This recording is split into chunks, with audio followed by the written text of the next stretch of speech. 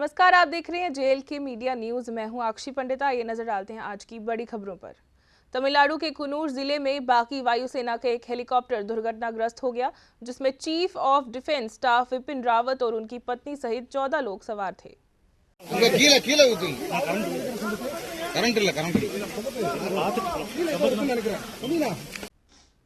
दक्षिण कश्मीर के शोपियां जिले में सुरक्षा बलों और आतंकियों के दरमियान मुठभेड़ जारी है। सुरक्षा बलों को जानकारी मिली थी कि इलाके में मिलिटेंट छुपे हुए हैं, जिस पर कार्रवाई करते हुए सुरक्षा बलों ने इलाके को अपने घेरे में लेकर तलाशी अभियान जारी कर दिया। तलाशी अभियान के दौरान मिलिटेंट ने सुरक्षा बलों पर फायरिंग शुरू कर दी, जिस पर सुरक्षा बलों ने भी फायरिंग का बखूबी जवाब दिया।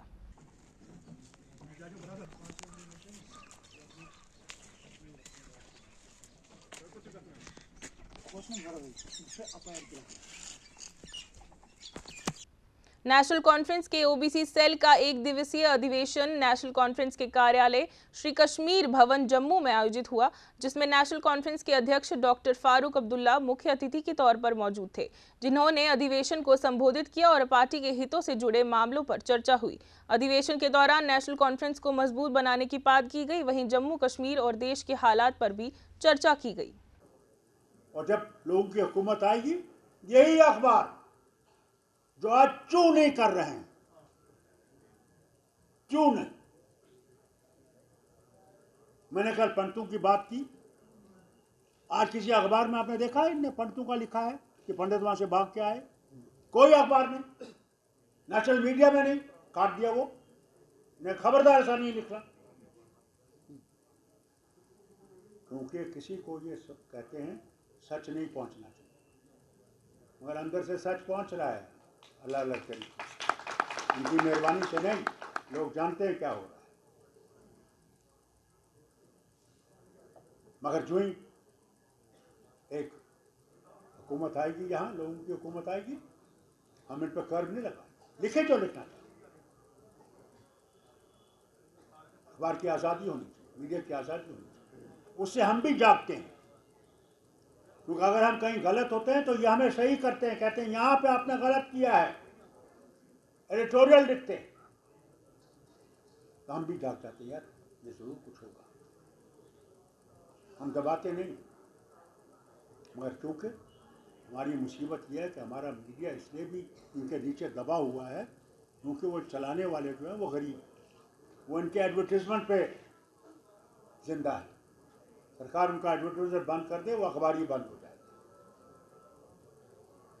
ये हमारी मुश्किल। किसी भी तरीके से हमें कानून एक लाना चाहिए मरकज में कि ये मीडिया पे कोई भी रोक न लगाएं, सिर्फ इस बात पर रोक लगाएं कि कोई कम्युनल डिसहार्मनी को न दिखाए, ये हिंदू मुस्लिम सिख ईसाई फसाद को उभारे नहीं। उस चीज पे हमें इनको कर्व करना चाहिए। नेशनल कॉन्फ्रेंस के संस्थापक और जम्मू कश्मीर के पूर्व मुख्यमंत्री शेख मोहम्मद अब्दुल्ला का आज जन्म दिवस है और उनके जन्म दिवस के मौके पर पूर्व पार्षद रशीदा बेगम ने गुज्जर नगर इलाके में गरीब और जरूरतमंद लोगों में राशन वितरित किया। रशीदा बेगम ने इस मौके पर कहा कि शेख मोहम्मद अब्दुल्ला ने जम्मू कश्मीर के हित में कई काम किए हैं, जिसे भुलाया नहीं जा सकता।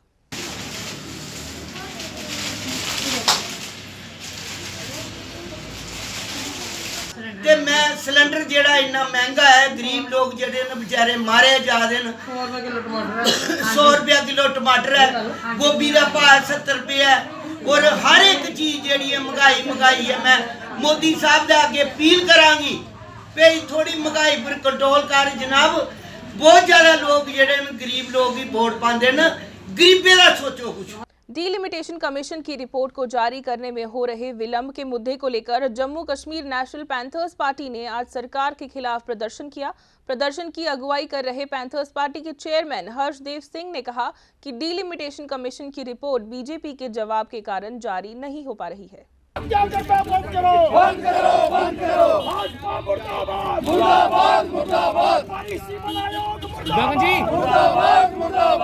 देखिए, डिलिमिटेशन कमीशन की रिपोर्ट को जानबूझकर डिले किया जा रहा है और जम्मू कश्मीर में लोगों को जमहूरी निज़ाम से वंचित रखा जा रहा है। न केवल डिलिमिटेशन में विलंब किया जा रहा है जानबूझकर, बल्कि इलेक्शन जो है उससे लोगों को महरूम रखा जा रहा है। और डिलिमिटेशन कमीशन और भारतीय जनता पार्टी की मिलीभगत से ये किया जा रहा है, जो पैंथर्स पार्टी कबूल करने के लिए तैयार नहीं है। ऐसा लगता है कि केंद्र यहाँ प्रॉक्सी रूल चलाना चाहता है। अपने चहेतों के माध्यम से जो बाहर से ऑफिसर लाए हुए हैं उनके माध्यम से निज़ाम को चलाने की कोशिश की जा रही है और लोगों की कोई सुनवाई जम्मू कश्मीर के अंदर नहीं हो रही है। आज हर वर्ग परेशान है, चाहे वो दुकानदार है, चाहे वो किसान है, चाहे वो मजदूर है, चाहे वो नौजवान है, चाहे वो बेरोजगार युवा है, सब जो है मायूस हैं, गुस्से में हैं। और जिस तरीके से जम्मू कश्मीर को पांव तले रौंदा जा रहा है भारतीय जनता पार्टी की सरकार द्वारा, वो पैंथर्स पार्टी कबूल करने के लिए तैयार नहीं है। आरएसपुरा घराना वेटलैंड क्षेत्र में जमीनों का अधिग्रहण करने के मुद्दे को लेकर किसानों ने आज प्रशासन के खिलाफ प्रदर्शन किया और सरकार से मांग की है कि उन्हें अधिग्रहण की नई जमीनों का उचित मुआवजा दिया जाए। प्रदर्शन के दौरान जिला विकास परिषद के सदस्य तरनजीत सिंह टोनी भी मौजूद थे। तो किसानों के मुद्दे बहुत हैं, खासकर जो सुचेतगढ़ आरएसपुरा बॉर्डर में रहने वाले लोग हैं उनके मुद्दे बहुत ज्यादा हैं। लेकिन आज का मुद्दा जो है, हम सब लोग खड़े हैं घराना निवासियों के साथ। यहाँ सरकार का प्रपोजल है कि वहाँ बर्ड सेंचुरी यानी वेटलैंड बनाई जाए और किसानों की जमीन वहाँ एक्वायर की जाए। देखिए, गिराना के लोग, जो हम लोग उस वेटलैंड के अगेंस्ट नहीं हैं। हम ये चाहते हैं कि गिराना के लोगों को विश्वास में लेके सरकार बात करे। उसमें ये उनको बाहर रख के बात करेंगे तो कभी फैसला नहीं हो पाएगा। मैसेज ये जाता है कि गिराना के लोग शायद वेटलैंड के खिलाफ हैं। ऐसा नहीं है, हम उसके हक में हैं। हम ये बताना चाहते हैं सरकार को, एलजी सरकार को, कि हम उसके हक में हैं, लेकिन हमारा भी हक जो है वो भी आपने सुरक्षित करना है। और वहाँ पे जो हमारी ज़मीनें हैं, हम चाहते हैं कि आपको पास 1200 एकड़ का फार्म है। आगे भी जो रेफ्यूजी आए तो कई फार्म तोड़ के तो उनको बसाया गया, हीरानगर तक तोड़े गए थे। तो जनाब, आज अगर वेटलैंड के लिए आपको टोटल ज़मीन जो है वो 1600 से ऊपर जाती है, 1700 कनाल के करीब करीब आएगी। तो हम चाहते हैं कि उसको आप 30 मील में बना लें। आप हमको डिवाइड एंड रूल करना चाहते हैं, वो मत करें। आप 1600 एकड़ का प्रोजेक्ट बताएं, 1600 कनाल का बताएं, आप सारा का सारा ले लें। आप गिराना के लोगों की सारी ज़मीन ले लें, हम ये सारी ज़मीन वहाँ दे दें। जो चकरोई फार्म है, जिसको जोड़ा फार्म कहते हैं, वहाँ दे दें। तो उससे हमारा ये होगा, वो मैं ये बताना चाहता हूँ कि जब से चकरोई फार्म बना है उसमें आज तक ज़मीन कई जगह बंजर पड़ी है, उसको कल्टीवेट नहीं किया गया, खाली पड़ी है और सालों साल खाली पड़ी रहती है। और वो एक नुकसान का बायस है एग्रीकल्चर डिपार्टमेंट को। कोई वहाँ पे टेस्टिंग नहीं होती, कोई कुछ नहीं होता। थोड़ी सी ज़मीन लगती है, मैं मुश्किल से 60 एकड़ लगती है और बाकी सारी खाली पड़ी रहती है। मैं चाहूँगा कि आप हमें वहाँ ज़मीन के बदले ज़मीन दे दें और जो आप अपना पैसा जो आपने कोर्ट में जमा करा रखा है 11-12 करोड़, वो लगा के प्रोजेक्ट बना दें। राजौरी के थाना मंडी इलाके में यूथ सर्विसेज एंड स्पोर्ट्स विभाग द्वारा एथलेटिक मीट का आयोजन किया गया, जिसमें बड़ी तादाद में लड़के और लड़कियों ने भाग लिया। गवर्नमेंट डिग्री कॉलेज थाना मंडी में आयोजित इस प्रतियोगिता में विभिन्न कैटेगरी के तहत मुकाबले हुए। एथलेटिक मीट आयोजित करने का मकसद युवाओं को खेलों के प्रति जागरूक करना था, ताकि वे खेल गतिविधियों में बढ़ चढ़कर भाग ले सके।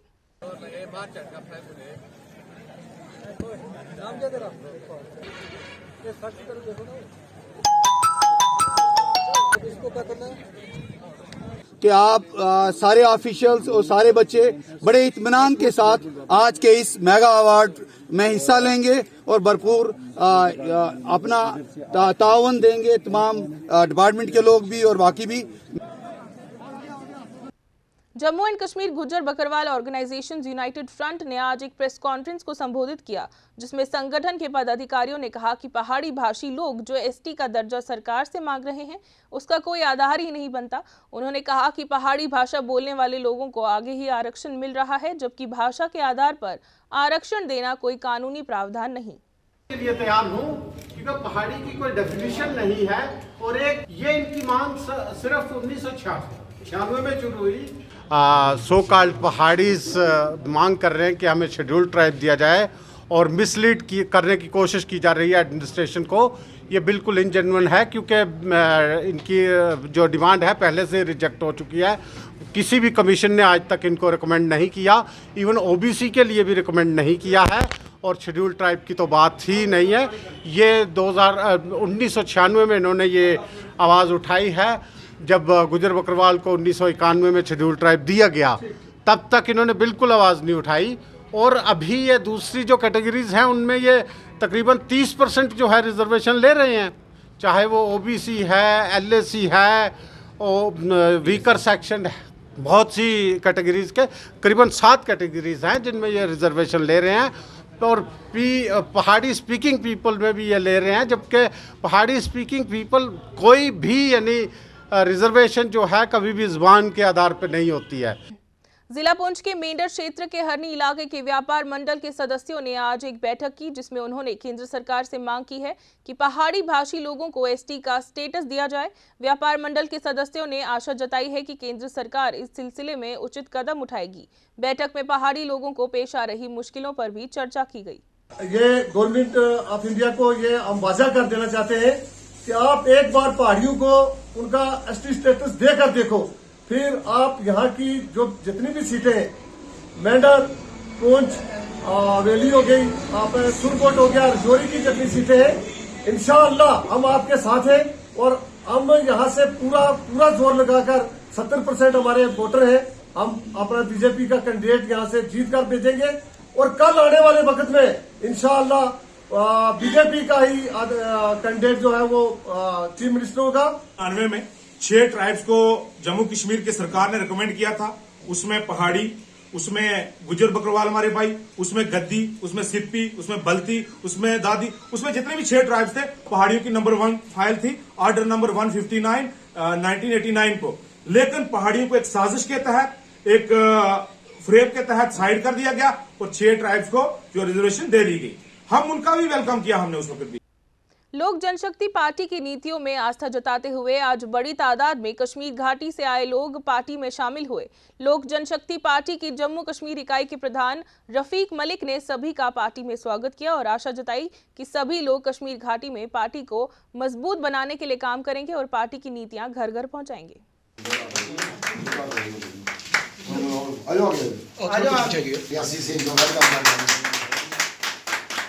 यहाँ पे ज्वाइनिंग करवाई, काफ़ी लोगों की यहाँ रियासी से कुछ आए थे, कोई कश्मीर से लोग आए थे।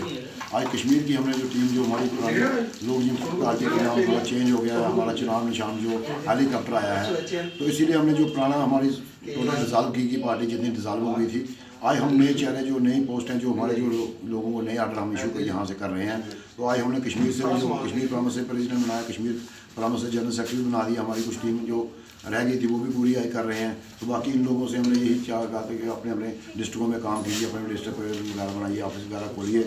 हमारे चिराग पासवान जी जो जम्मू का दौरा करने वाले हैं, AK वाजपेयी आने वाले हैं, उनका वेलकम करेंगे हम। इसीलिए हमने नए आर्डर भी काफ़ी दी थी, वो हमारी पार्टी का जो नाम चेंज हुआ था, आज नए आर्डर इशू कर दिया हमने। पूर्व विधायक सच शर्मा ने आज वार्ड नंबर 35 में कमेटी हॉल के निर्माण कार्य की शुरुआत करवाई। इस मौके पर पार्षद यशपाल शर्मा के साथ साथ इलाके के कई लोग मौजूद थे। कमेटी हॉल के निर्माण में 30 लाख रुपए की लागत आएगी।